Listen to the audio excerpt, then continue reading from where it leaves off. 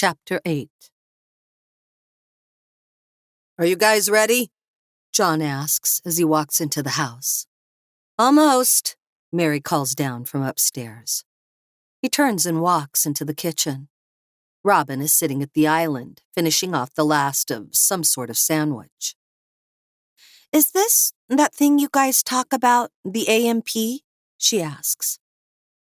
"I think so," he replies before sitting down next to her. "But it's an EMP. "Oh, it messes with electronics, right?" "Yeah." "That's why our phones are dead?" "Yep." She nods, and her expression turns darker. "This isn't just going to fix itself, is it?" "No, it's not. And I'm afraid things are going to get really bad, really fast. That's why we need to get out of town as soon as we can," John says, before looking back over his shoulder at the foyer. "Speaking of that, where's your brother and mother?" "She's arguing with him about bringing his Xbox," Robin says, shaking her head. "Are you serious?" "You've met Jake, right?" It's John's turn to shake his head.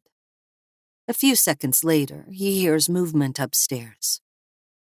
"You ready to go?" he asks Robin. "I've been ready to go for 15 minutes.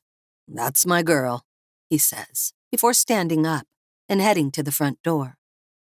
He's about to call out to Mary and Jake again, when the sound of a slamming door echoes down the stairs. "I'm not going," Jake shouts. "We don't have time to waste, Jake," Mary shouts back, and John starts up the stairs, meeting her about halfway down. "What's the problem?" he asks. She sighs and takes a deep breath. "He doesn't want to leave his Xbox behind," she says, shaking her head. "Let me try," John says, patting her gently on the shoulder. "Good luck." She descends to the foyer, while John heads up to the second floor. He turns left at the top, stopping in front of the door with the large Xbox sticker on it. He knocks quietly and takes a small step back. "I told you I'm not going." "Jake, it's Grandpa." "Oh, come in," he says, his tone less angry and more welcoming. John opens the door and steps inside, closing it behind him. Jake is sitting on his bed, his disconnected video game system sitting in a neat pile in front of the TV. "You know we have to go, right?" John asks. "I know." "Your mom explained what's happening." "Yeah." "It's not safe to stay here, Jake. We have to get out before things get bad." He nods in response. "Okay, so what's the matter?" John asks. "I don't want to leave my Xbox behind." John nods and then glances at the picture to the right of the TV. It's a snapshot of Stephen and Jake in the backyard, both of them covered in mud and smiling like fools. "You know it won't ever work again, right?" "I know that." "Then why do you want to bring it?" He lowers his head and stares at the floor. "It's because your dad bought it for you, isn't it?" He just nods in response. John stands up and walks over to the little pile of electronics. He pulls the cords off, laying them back down with the controllers and handing the main unit to Jake. "Bring it," he says. "You sure?" Jake asks, looking up at John. "I'm sure, as long as you get your ass moving," he replies with a warm smile. "Deal." Jake stuffs the black plastic rectangle and the photo of him and his dad into his backpack and slips his arms through the straps. He heads to the door and then turns and looks at John. "Come on, what are you waiting for?" "You sure we shouldn't take the motorcycle too?" Mary asks as they're packing their bags into the Scout. "I thought about that, but it's just another vehicle to maintain and find fuel for. We can all easily fit in the Scout." Mary nods her agreement as she loads the last of their supplies into the back and closes the tailgate. John turns and spots a couple of neighbors standing outside their houses watching them. "We should get going," he says, ushering Mary toward the passenger side of the truck. Max, truck. The dog leaps into the driver's seat and then immediately jumps into the back with the kids. As John is climbing behind the wheel, one of the onlookers begins to cross the street. "Hey!" he shouts. "How's your car working?" John starts the engine and backs out of the driveway, leaving the bike near the garage. "Don't talk to him," John says. Before he can get the truck into drive, the man appears just outside the driver's window. "I asked you a question," he says, pounding on the glass and angrily shouting. John glances in the rear view and spots several other people heading in their direction. He reaches behind his back and grabs his Glock and points it at the window. "Back away from the truck," he says.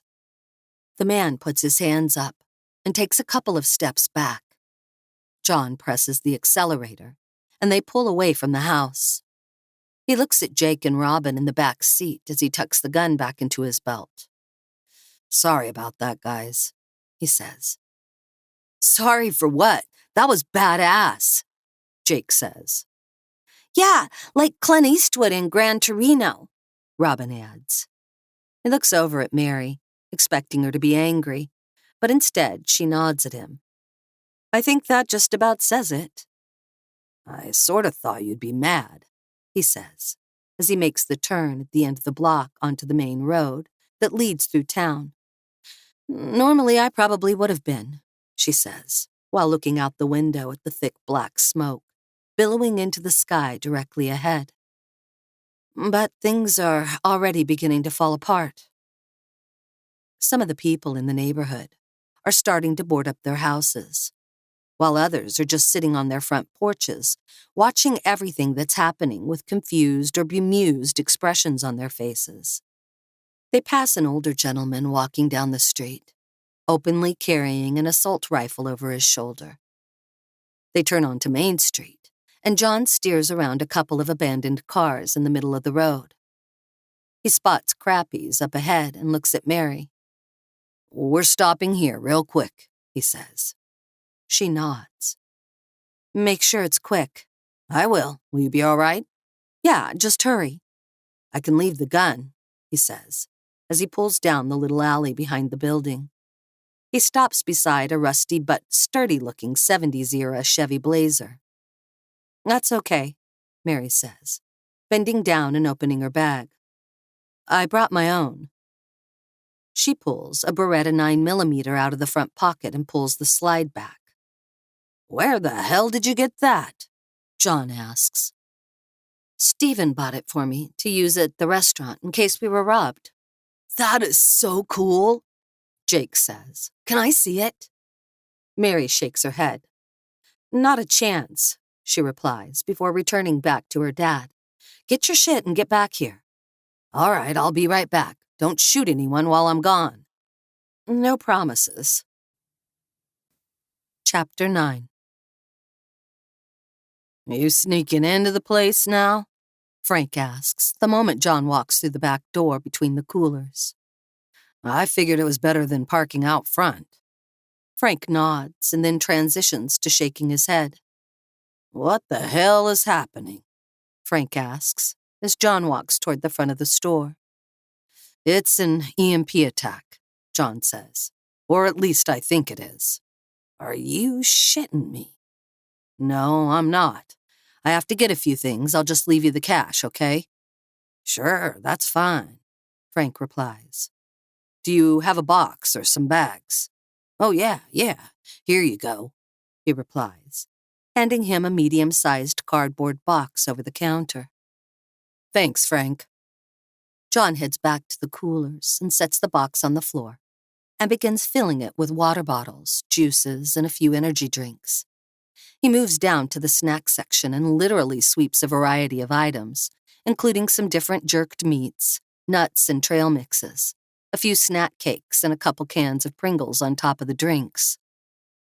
The little bell rings above the door while he's finishing up.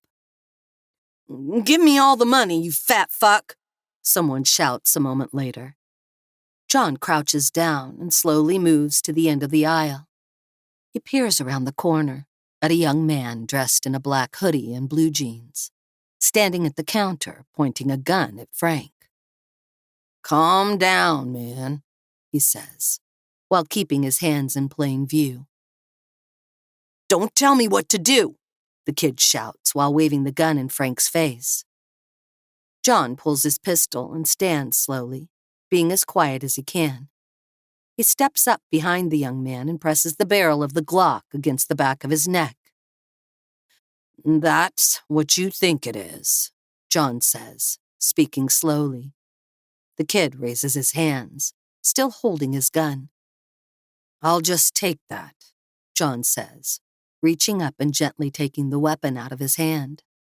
"Now, you're going to walk out of here. You're not going to turn around, and you're not going to come back.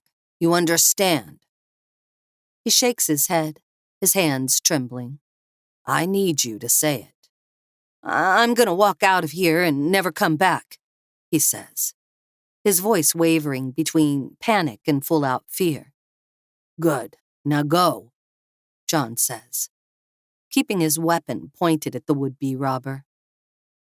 He waits until the guy bolts out the front door before he tucks his Glock back into his belt. "You got a gun?" he asks Frank. "I've got a shotgun. Take this too," John says, pushing the shitty-looking 9mm across the counter. "Thanks." John heads back down the aisle and grabs the box he was filling and brings it up to the front. "What do I owe you?" he asks. "Are you kidding me? It's on the house, man." "You sure?" "Fuck yeah, I'm sure." He picks up the box, tucking it under his arm. "Is that your blazer out there?" "Yeah." "Get as much food as you can carry and get the hell out of town right now." "This is going to get bad, isn't it?" "It is. Way worse than you think." "Thanks, John. Take care of yourself." "You do the same." They give each other a respectful nod of the head before John turns and heads out the back. He loads the box into the cargo bay of the Scout and closes the tailgate. "What the hell took you so long?" Mary asks. "There was a line," he says before pulling out of the space. "Where are we going?" Robin asks. John stops the Scout at the end of the alley and looks right, and then left before pulling out. "I think we're going to head up to the cabin for a few days." "And after that?" "After that, we'll come up with a plan," he says, glancing back at her, and she gives him an approving nod of the head. As they start heading along the street, gunshots ring out somewhere behind them, and John hits the gas. "Get down!" he shouts, and the kids duck down in their seat. They speed down the narrow 2-lane road, weaving from side to side to get by the collection of derelict vehicles. "Dad!" Mary shouts while pointing straight ahead. There are 3 cars blocking the street in front of them, and it's obvious they were purposely arranged that way. "Get your gun," John says as he slows them down. "Already got it," Mary replies, her eyes darting here and there. "I'm scared," Jake says from the back seat. "Just stay down, it'll be okay," John says as reassuringly as possible. He pulls his own weapon and sets it on his lap as they approach the makeshift blockade.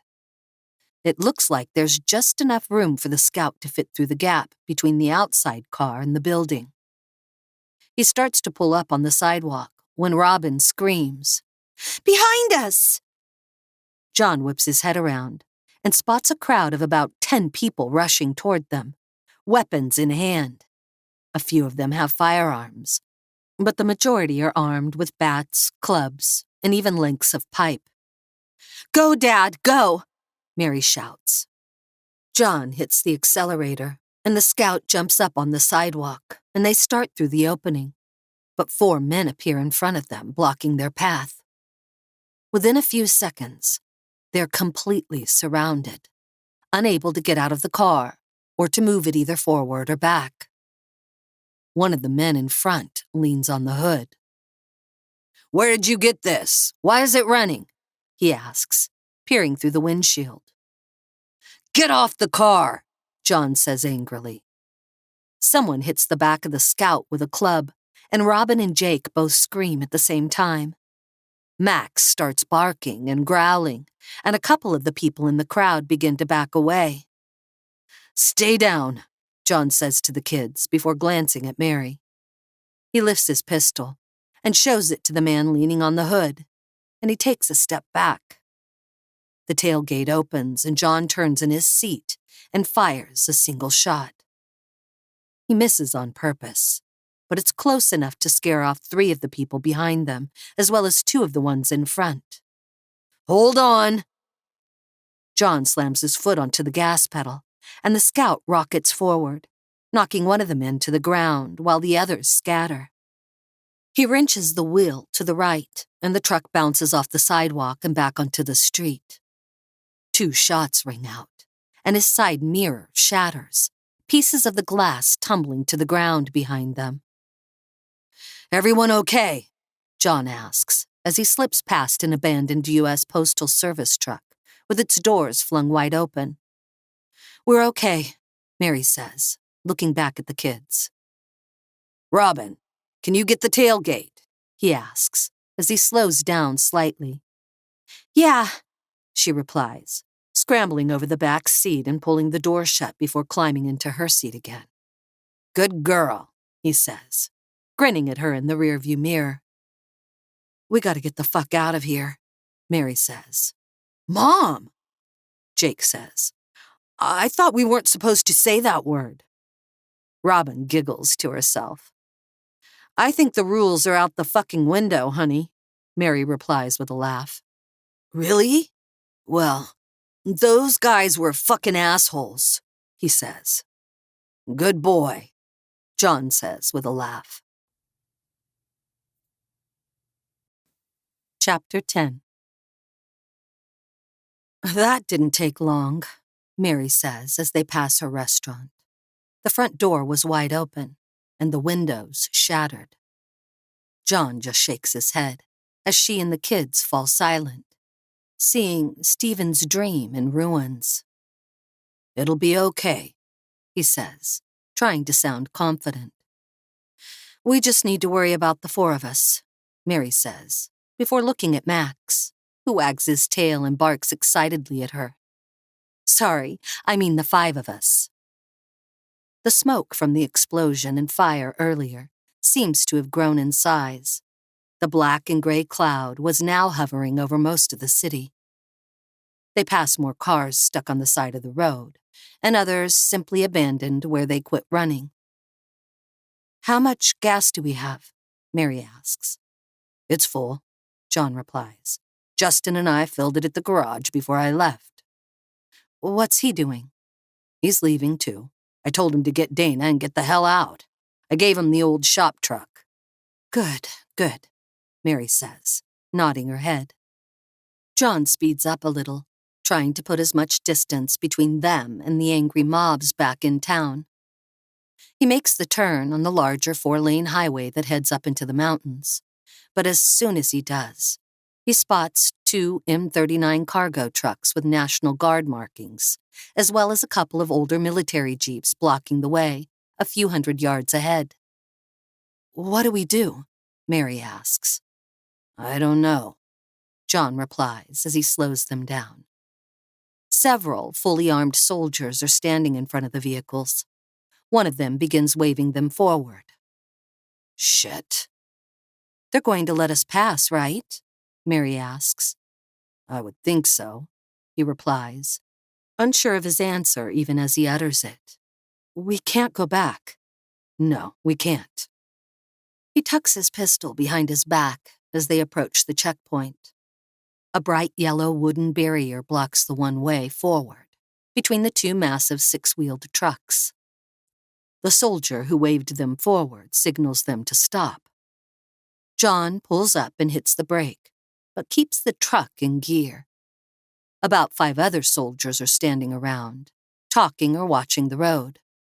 "Afternoon, sir," the soldier says as he steps up to the driver's side window. "Hey," John replies. "Coming from town?" "Yes, sir." He looks in the back seat and then at Mary, giving her a small nod of the head. Where are you heading, sir? Up to our cabin. Could I ask where you got the vehicle? It's mine. Do you need to see the papers?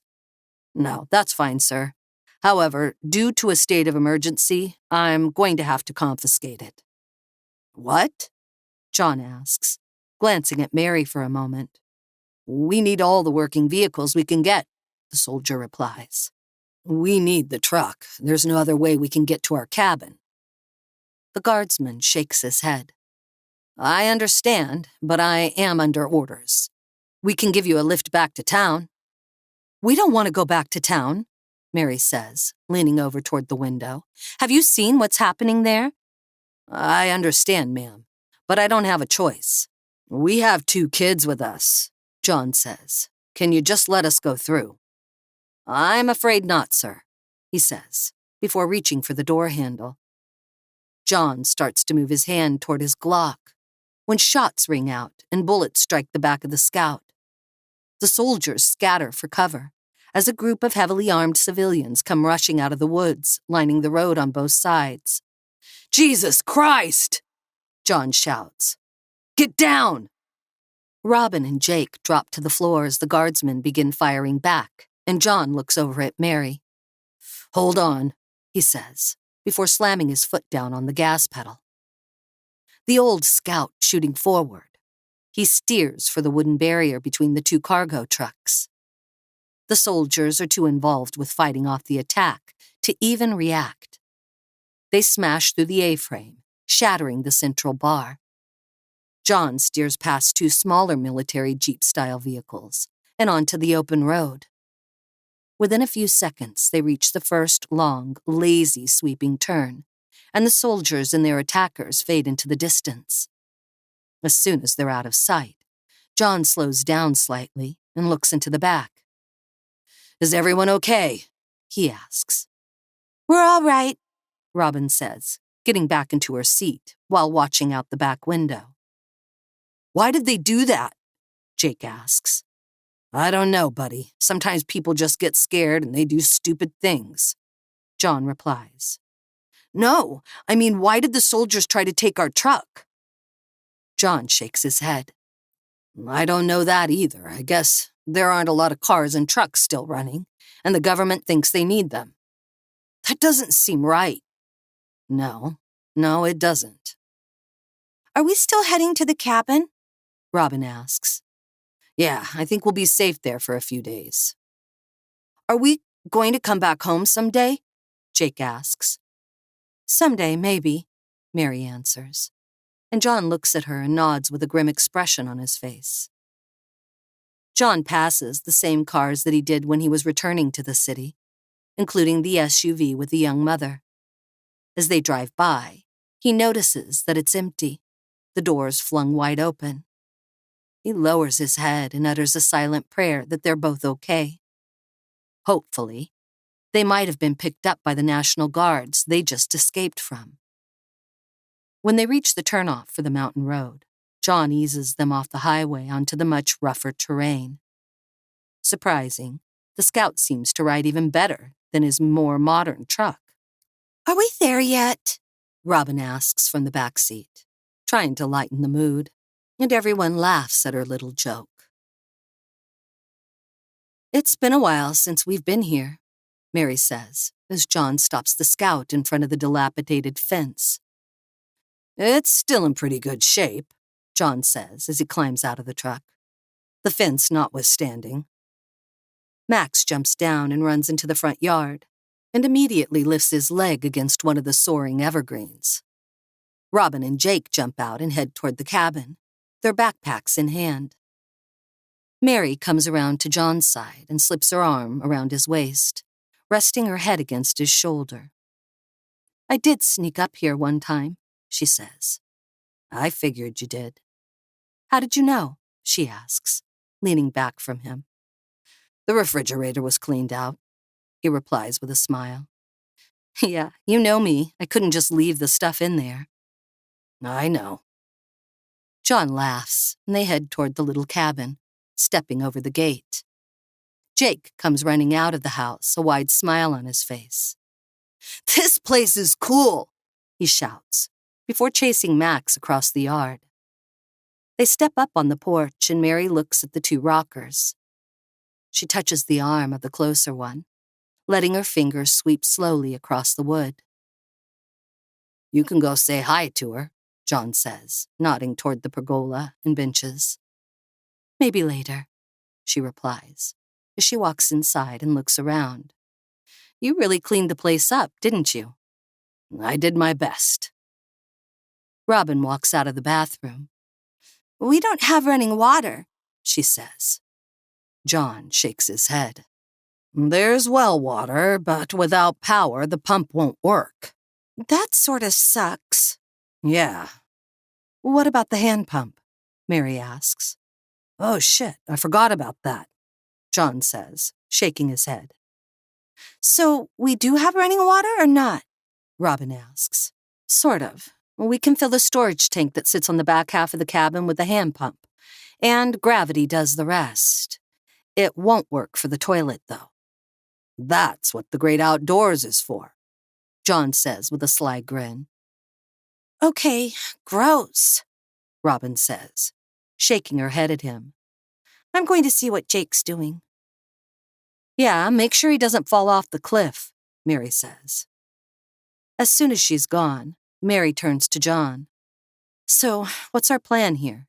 she asks. "I don't really have one, if I'm being honest." "How much food do we have?"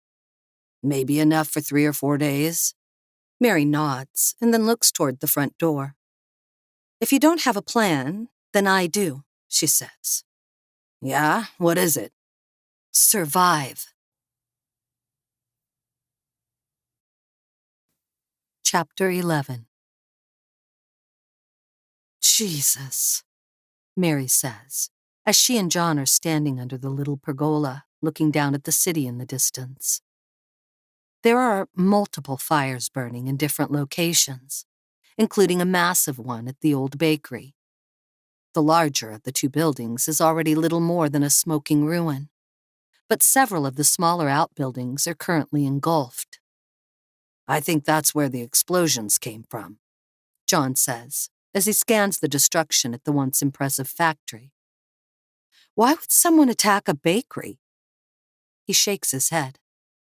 "I don't think it was like that. I think a gas line blew or something after the computers all went down." Mary nods her agreement. "Yeah, that's probably more likely, I suppose." The sound of periodic gunfire drifts up to them. How could this happen so fast? How long's it been? 6 hours or something? John looks at his watch. Maybe 8. Fuck. This is all it takes for everything to fall apart? Sure seems like it, John says, before walking over and sitting down on the bench. This is messed up. The sound of a small explosion reverberates up the mountainside, and Mary watches as a fireball rises into the sky above one of the buildings in the business district. She turns and walks over to the bench, looking down at John. "So, I know you said you don't have a plan, but I think we need one," she says. "Yeah, I know," he says, nodding his head. "I have been thinking about something." She sits down next to him and frowns. "Not sure if that sounds good or bad." "I'm not sure if it's crazy." "Well, now you have my attention, what have you been thinking about?" John sits for a moment before answering. He looks past Mary to the mass of smoke that is now hanging over the city, that they used to call home. "I think we both know that we can't stay here, long term," he says. She nods her agreement. "I mean, we could stay here and just make runs down to the city to loot for supplies, but that's dangerous, and they're going to run out sooner than later." "I agree with you." He nods, but takes a deep breath before continuing, and Mary frowns at him. "Why can't you just tell me?" "I'm working on it. Do you remember Pap?" "Grandpa?" Yeah. "Sort of, I guess. I mean, we didn't see him a lot." No, we didn't, he says quietly. "And I'm not surprised you don't remember him. He didn't approve of your mother." And I think he saw you only a couple of times when you were really little, like 2 or 3. And then after my mom died, things went from bad to worse. You guys just stopped talking? Pretty much. And then he moved. To where? To this place that he called the Homestead. I think I talked to him 2 or 3 times after that. He sort of pulled away from the world. We weren't really close, but it just got worse and worse. What does that have to do with this? He was a true survivalist. A prepper, I guess people call them now. You're a prepper, aren't you? Maybe a little, but not like him. The door to the cabin opens and Robin and Jake emerge. They head around the side to the shed with Max in tow. What is this leading up to? Mary asks. I think we should go to this Homestead place. Where is it? Up north. How far up north? Mary asks. Maybe a 2-day drive. What's there that makes it worth the trip? That's the thing. I can't be sure. I haven't been there in more than 30 years. I can't be sure that it still even exists. Mary crosses her arms and stares at John for a moment. Honestly, I'd forgotten about it until about 10 years ago when I got a letter in the mail from some lawyer. Dad left it to me. Really? You hadn't even seen each other in more than 20 years. Yeah, but I guess there wasn't anyone else. Well, how big is the place? The documents said it was something like 135 acres, which includes a main house, 2 barns, and a bunch of outbuildings. Jesus! Yeah, I know. How far is it? That's the other thing. I only have a vague idea of where it's at. You don't have an address? John chuckles. It's pretty isolated, so it probably doesn't even have one. But all of the information I had on it, it's back at my house, he says, looking down at the city and the dozen or so fires that are now burning in various places. I don't think we're going back to get it, Mary says. No, definitely not.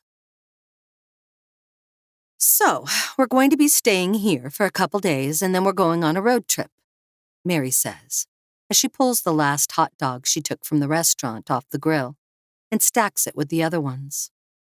John is seated in one of the rockers, while Robin and Jake are sitting on the floor of the porch, paper plates in front of them, filled with a variety of chips and pretzels. Mary uses tongs to place a hot dog on everyone's plate before taking one for herself. Sorry, I didn't think about buns, she says. It's okay, Robin replies, cutting the hot dog with her fork and popping the piece into her mouth. It's still good. Where are we going? Jake asks with a mouthful of pretzels. Up to a place that my dad used to own, John replies. What kind of place? It's a farm sort of place. Will we be safe there? Robin asks, just as the sound of gunfire echoes up from the valley. I hope so, John says, before taking a bite of hot dog speared on the end of his fork. The further we are from the city, the better chance we have, Mary adds. The kids eat for a while Max sits patiently nearby waiting for any food tossed his way. Eventually, Robin looks over at John. Why are we waiting 2 days? She asks. What do you mean? Why don't we just go tomorrow? John looks at Mary, and she shrugs, and then he nods his head. Honestly, I don't know. Are you guys okay with that? There's not much to do here, Jake says, before turning his head and looking toward the pergola. And I don't like hearing the gunshots and explosions from down there. All right then, we'll leave tomorrow morning, John says.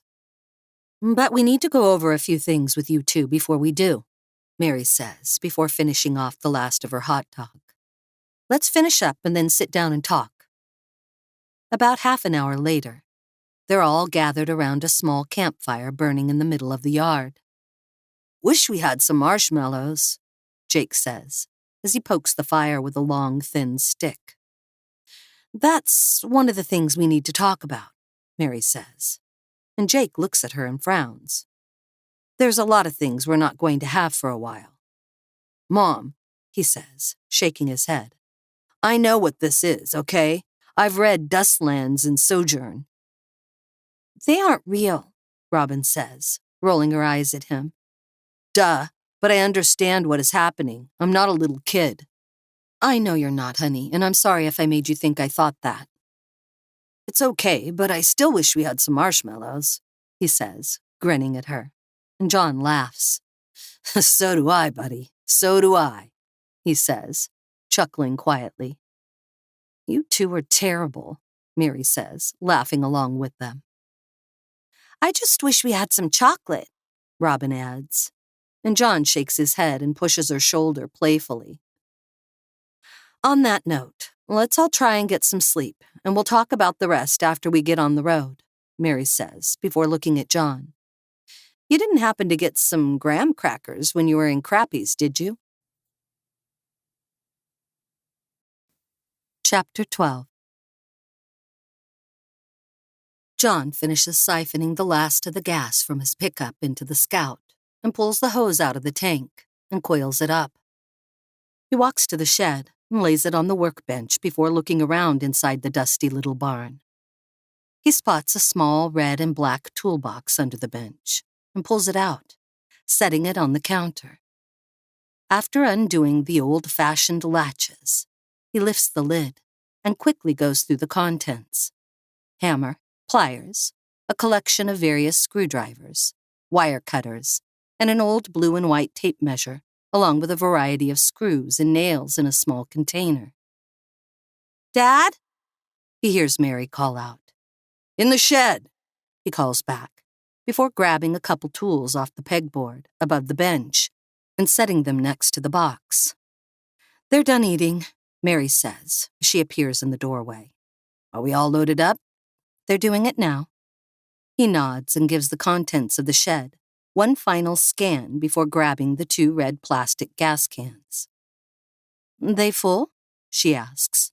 No, but if we pass any abandoned vehicles, it might be a good idea to siphon out any gas they have. Good idea. I still have a few.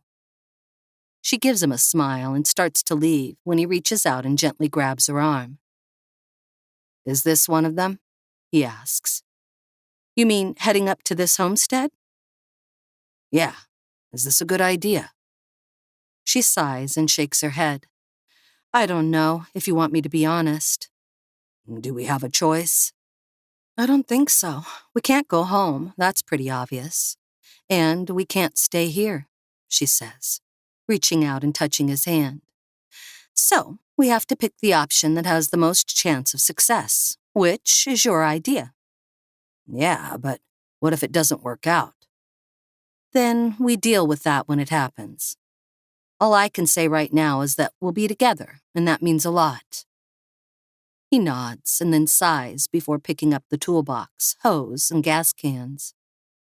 Can you grab the axe? He asks her, and she picks it up after wiping the dust and spiderwebs off the handle. They walk over to the Scout, where Robin is carefully arranging everything in the cargo bed. Is that everything? John asks. I think so, she says. She takes the toolbox and gas cans. Max! John shouts, and the shepherd sticks his head out the back window. Oh, good boy. Jake walks out of the cabin with his backpack slung over one shoulder. Should I close the window and stuff? He asks. I suppose. We might be back someday. Jake nods and darts back inside and closes the windows. He pulls the door shut and jogs over to the Scout. After climbing into the back seat, he sets his backpack on the floor. John looks at the cabin for a few seconds, and then walks over to the pergola and stands there in silence, looking across the valley and the smoke cloud that continues to grow above the city. Well, I guess we're leaving, Claire, he says quietly. I don't know if we'll be back anytime soon. I don't want you to think that I'll forget about you. He feels a hand take his and turns his head, and Robin smiles at him. Saying goodbye, Grandpa? Yeah. he replies sadly. She nods and leans against him. She goes with us wherever we go, Robin says. Whenever we remember her, she's with us. That's true, he says, slipping his arm around her and pulling her close. How did you get so smart? Have you met Jake? I think I got all the smart genes, she says, and they both laugh. You're rotten. Just like Grandma? Yeah, just like her, he says, shaking his head. Come on, let's get on the road. When they reach the highway, John pauses for a moment, watching the road for a few moments before pulling out. We need to keep an eye out for any National Guard units, he says. Mary nods and sits up a little straighter in her seat. The Scout shakes and rolls for a few seconds before settling down as they move onto the much smoother road surface. He presses the accelerator, and they leave their home and their cabin behind as the road begins slowly curving to the right. Within a few minutes, the turnoff disappears from sight. A few minutes later, they pass the first abandoned car, a small Toyota Civic in the middle of the road. Where did the people go? Jake asks as they leave the car behind. I don't know, John replies. I hope they're okay. Yeah, me too. For the next few hours, they pass more than 24 vehicles, including cars, trucks, and big rigs. They stop a few times to drain the gas from some of the larger SUVs and pickup trucks, until their 2 gas cans and the tank on the Scout are full. Hey, look, Robin says from the back seat, as they approach a small delivery truck with a Frito-Lay's logo emblazoned on the side. John slows down and stops a few feet from the back of the truck. Stay here, he says, before pulling the Glock out of the central console. He leaves the engine running and climbs out of the Scout, making sure his door is open. John glances at the side mirrors on the delivery truck, but he can't see anyone in the cabin. He steps up to the back and knocks on the doors and waits. After a couple of seconds, he does it again and waits for a second time. When there's no response, he tries the handle and opens the door. The entire cargo area is stuffed with boxes, filled with chips, cookies, granola bars, and nuts. Jackpot, he says to himself as he looks over their discovery. He turns around and waves the others over. Mary stays by the truck, but Robin and Jake come running over, huge smiles on their faces. They stand outside the truck staring at the goodies inside. And then Robin frowns. What's the matter? John asked. Isn't this stealing? He nods and sighs. It sorta is, honey. You're right, but things are going to be different for a while. We may have to do things that seem wrong at the time, but we need to do them to survive and to protect each other. Do you understand? I think so. We're what's important. Exactly. Can I get some stuff? Jake asks. Yeah, John says, helping him up into the back. Get what you want.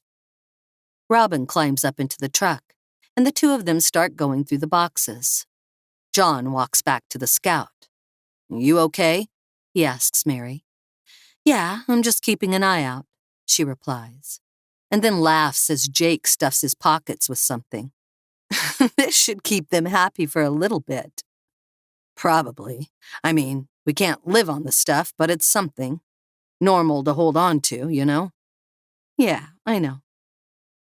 Hey guys, John shouts. Let's wrap it up. Both kids nod and jump down out of the truck. Robin turns around and picks up one of the boxes after handing Jake one of his own. They jog back to the Scout and step around to the back. John joins them and opens the tailgate. Get some stuff?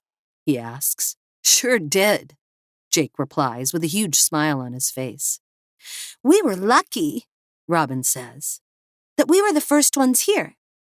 Exactly. A few days from now, all of this will probably be gone. After the boxes are stowed, John closes the tailgate, and everyone climbs back into their seats. John gets the Scout moving again, and they leave the delivery truck behind. "Here you go," Robin says as she hands 2 bags over the seat to Mary. "One's for Pap." She looks at the little bag of flaming hot Cheetos and the bag of Sun Chips and smiles at Robin. "You know us so well," she says, before handing the Sun Chips to John. He says. "My favorite." "Mine too," Mary says, opening the sack and popping 4 of the bright red clubs into her mouth.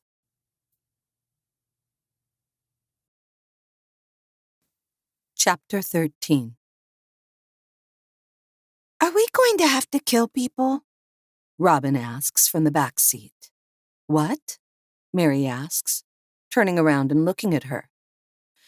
"Are we going to have to kill people?" Mary looks at John and he frowns. "I don't know, honey, maybe." "But killing people is bad," Jake says, joining the conversation. "You're right, buddy. Killing people is bad. And you never want to do it if you can avoid it, but sometimes you can't," John says. "Like in war?" "Exactly." "Are we at war?" Robin asks. "Is that who did this?" "I'm not sure," John says. "But a lot of people are going to think we are. And that makes them dangerous," Mary says. Robin sits back and thinks, looking out the window for a few seconds before looking back at John and Mary. "Is that why those people attacked the soldiers yesterday?" "Yeah, when things go wrong, some people do stupid things," John says. "There's another thing we wanted to talk to you two about," Mary says, turning in her seat to look at them. "We may have to do things that we never thought we would have to do," John says. "And if that happens, we need to be ready." "Things like what?" "Like killing people," Robin says. "Duh." Jake slaps her arm, and she starts to hit him back when Mary stops her. "It's more than that," she says. "Stealing, lying, and hurting people are just some of the things, and you need to be ready to do whatever we need to do to survive. Because the most important thing is that we stay safe," John says. "We do whatever we have to do to make that happen." "There's one more thing," Mary says. "If something happens and we get stuck or trapped somewhere, and we tell you to run, you run." "We're not leaving you behind," Robin says. "Yes, you are, and I need you to say it." "I won't do it," Robin says, frowning deeply at her mother. Mary starts to respond when John puts his hand on her arm. "You're not leaving us behind. You're getting away so that you can help us later," John says, although he knows that what he just said is not exactly the truth. Robin thinks about it for a moment and then nods. "Fine. If something happens and you say run, we run," she says, somewhat reluctantly. "Jake?" Mary asks. "We run," he says, with even less enthusiasm. "Good boy." They pass by 2 18-wheelers, abandoned in the middle of the roadway. "Should we check them?" Robin asks. "I think we can let them go. We can't check everything, and besides, we're pretty much packed to the gills here," John replies, thanks to the Frito truck. "Yeah, Fritos," Jake says, and everyone laughs. About an hour later, the highway begins a slow, sweeping turn to the right. John presses the brakes as they suddenly come upon a mass of abandoned vehicles. "Slow down," Mary says, as she scans the cars and trucks for any sign of movement. John continues reducing their speed as they approach the first car, a brand new Ford Bronco. The hood is up and the doors are open, just like most of the cars they've seen on the highway. But just like all the rest, the drivers are nowhere to be seen. "Where the hell is everyone?" John asks out loud. as he stops them next to the shiny red SUV. "Grandpa said hell," Jake says with a wicked grin. "Grandpa has said a lot worse," John replies with a wink at his grandson. "It's so strange," Mary says. "I'm pretty sure the National Guard is picking them up," John says. "It's the only thing that makes sense."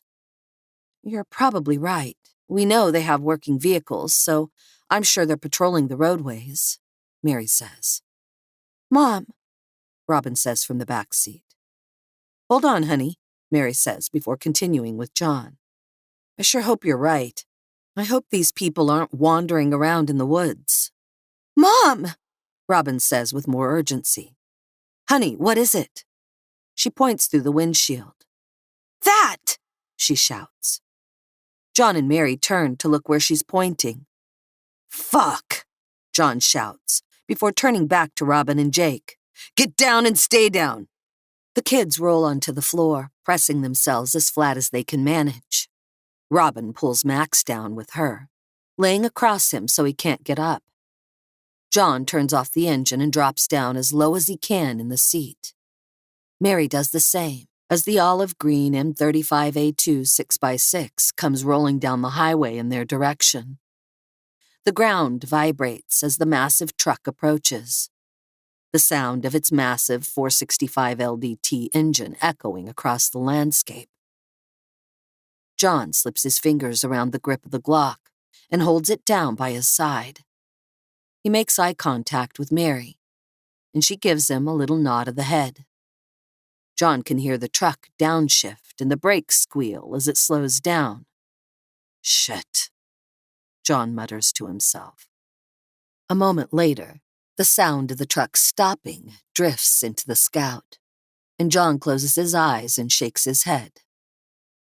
"Why are we stopping?" someone says. A door opens and then closes a second later. "I need to take a piss," a different voice says. "Well, hurry up." John can hear at least 2 men walking around outside the truck. His throat feels as dry as a bone as he watches the open window, the Glock held firmly in his hand. "What's the matter with you?" the second voice asks. "Was this truck here before?" a woman asks. "What truck?" "This old International Harvester, whatever the fuck that is," she says. "I don't know, probably. I don't remember it." "We already picked everybody up." John pulls the slide back on his pistol. He can feel beads of sweat sliding down his forehead. "That took long enough. Did you take a shit, too?" "Shut the fuck up." "Hey, guys, I'm going to check this truck," the girl says. "Fine, whatever," one of the guys replies as the doors on the truck are opened. John hears her hand touch the handle on the outside of the door, and it begins to open when one of the men shouts, "Flare! We've got a flare!" "Where?" the girl asks. "South. Come on, load up," the second man shouts. John watches the door as it hangs about a quarter of the way open. The engine on the M35 roars and the doors slam shut a few seconds later. The sound begins diminishing. The 4 of them stay down until they can't hear anything but birds chirping in the distance. John shakes his head and sits up slowly, looking back down the highway toward the city. "That was too close," he says. "You can fucking say that again," Jake says as he climbs back into his seat. "Jake!" Mary scolds him. "What? Grandpa said it, and you said the rules were out the window." John looks at her and shrugs. "You did say that," he says, grinning at her. "Well, try not to say it, okay?" "Okay, sorry." Meanwhile, John is struggling to stifle a laugh when Mary looks at him and frowns. "Not funny," she says. "Sorry," he says as he starts the Scout up. "But it's a little funny. Just drive." "Yes, ma'am."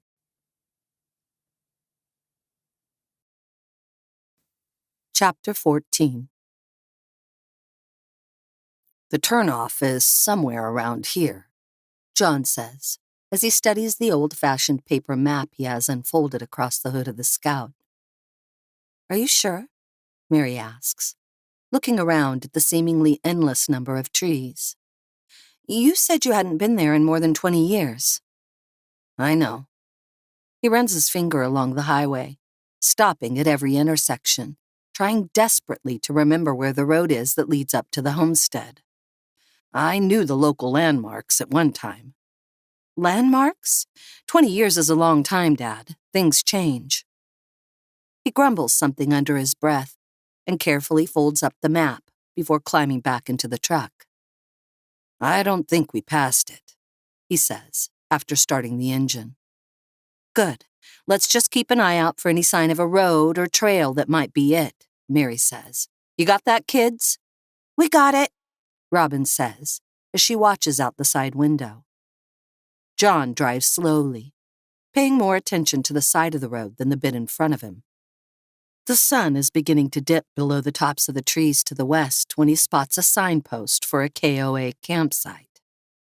"Maybe we should stop for the night," he says to Mary. "You think it's safe to go to a place like that? There might be stranded campers there." "Shit, I didn't think of that. We need to stop somewhere, though." "Let's pull off. I can go and check it out, see if anyone's there." "Why you?" "Someone asked to stay with the truck and the kids." "Why can't that be you?" "Because I already said I was going. End of discussion." John frowns at her. "Fine," he grumbles. He pulls off the highway and starts down the dirt road, which leads deeper into the woods. A few seconds later, he stops and looks at Mary. "You sure you don't want me to go?" he asks. "Yeah, I'm sure," she says, opening the glove box and retrieving her Beretta.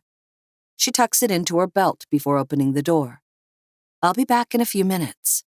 "Keep it under 15. If you're not back in 16, I'm coming after you." "Be careful, Mom," Robin says, a worried expression on her face. "I will. Take care of Grandpa," she says. "We will," Jake replies. John frowns at her, and Mary shakes her head. "Don't worry," she says, before turning and heading through the thick grove of trees alongside the truck. She pulls her Beretta, gripping it tightly in her right hand as she moves quickly and quietly through the woods, staying close enough to see the road, but far enough away to be able to stay hidden from any prying eyes. Within a few minutes, she begins to hear voices, although it's impossible to understand what they're saying. She can see a couple of smallish RVs through gaps in the trees, and at least 4 people. She creeps closer, staying close to the trunks to try and hear what they're saying. "Stay here forever. We're gonna run out of food," an older man says. "We've got about a week's worth if we conserve," a different man replies. "It's not that, Bill," a woman replies. "We need to find out what's happening." "Yeah, this is all just so messed up," the first man says. Mary leans forward, and a twig under her foot snaps. She freezes in place. "What was that?" Bill asks. "Could be a bear or something." Suddenly, a dog starts barking, and Mary begins slowly retreating, backing away while keeping a sharp eye on the campers. "Should I let her go?" the woman asks. "Shadow, stop pulling."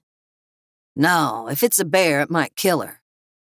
The barking intensifies, and then she spots one of the men peering into the trees. "Hey, is someone there?" he calls out. Mary sighs and tucks the pistol into her belt behind her back. "Yeah," she calls out. "Please don't let the dog loose." "Come on out," Bill says. Mary takes a deep breath and starts walking toward the campers, weaving her way through the trees. "I'm coming out. Don't shoot me," she says. "Don't worry," comes the reply from the woman. She reaches the edge of the campsite and steps out of the trees. The 4 campers stare at her for a moment, shocked and confused expressions on their faces. Mary raises her hands as she steps closer into their little camp. "Where did you come from?" one of the men asks her. "Up on the road." How did you get here? She pauses for a moment and studies the four strangers. Bill is a heavy-set man in his early 60s, and the woman next to him looks to be about the same age, her gray hair cut into a fashionable bob. The other couple appears to be of a similar age, although they look to be much more fit. We have a truck, Mary replies, hoping she didn't just make a massive mistake. A working truck? The second woman asks. Yeah. The four of them look at each other and then back at her. How do you have a functional truck? It's sort of a long story. Why are you creeping through the woods? The second man asks. We were looking for a place to stop for the night. We didn't know who we might run into. That's fair, Bill says before standing and approaching her. She takes a small step back, shifting her weight onto her left leg, just in case he attacks her. Instead, he offers his hand.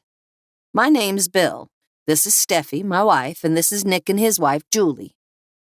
Mary shakes his hand firmly. I'm Mary, she says. And if we wait 10 minutes, you'll meet my dad and my kids. An EMP attack?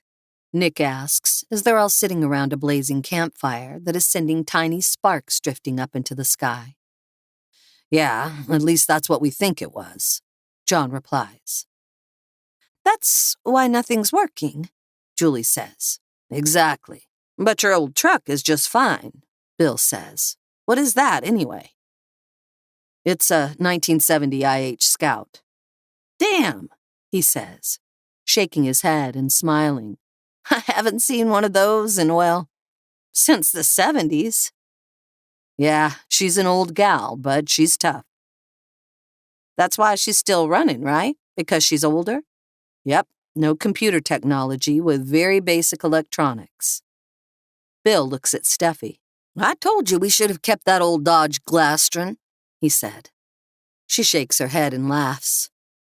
I'd rather be stranded in the woods than be seen in that thing, she replies, and everyone joins in. I'm going to go check on the kids, Mary says, before standing and heading over to the Scout. Nick tosses another small log onto the fire and looks at John. So, where are you headed again? He asks. Up to some property my dad owns, or owned. I guess I own it now, he says, unsure how to answer correctly. How long do you think this is going to last? Julia asks. I don't know, but it could be a good long while. A few seconds later, Mary returns with a handful of snacks in her hands. I found a few things, she says, handing them to Bill. Take what you want. They pass the snacks and treats out amongst themselves, each of them thanking her in turn. I love these, Julia says, ripping open the chewy granola bar with chocolate chips. But I never eat them. Well, fuck it. She takes a bite and closes her eyes, moaning quietly as she chews. Mary chuckles as she sits back down. Shadow, a large black retriever, walks over to her and lays down across her legs. She smiles and gently scratches the top of his head. What do you think we should do? Bill asks after popping a couple of Cheetos into his mouth. I don't know if I can answer that, John replies. You seem to know more about what's happening than anyone else. John sighs and rubs his hands on his face. I know what I would like to do, he says. Offer us a ride, Steffi says, finishing his thought. Yeah. But you can't because you have to look after your family. Yeah, John replies, looking down at the fire. We would never ask you for that, Bill says, looking over at Nick, who nods his agreement. We just wanted some advice. Thank you for that, John says. You have no idea what that means to me, to us. Mary nods and then picks up a stick and stokes the fire, sending a cloud of sparks drifting upward. If I were you, I would go out to the highway and wait, she says. Wait for what? The National Guard seems to be patrolling the area. You've seen them? Mary looks at John and then nods. Yeah, we've run into them. Nick looks at her and his eyes narrow. You don't sound too enthusiastic about your encounters. The first time we ran into them, they were going to confiscate our truck. Nick nods. And you have a plan, and that doesn't figure into it. Yeah. I don't blame you for that. But I think they're your best option, Mary says. Can we ask you a favor, though? John asks. Sure, Bill says. Don't tell them about us. Our lips are sealed.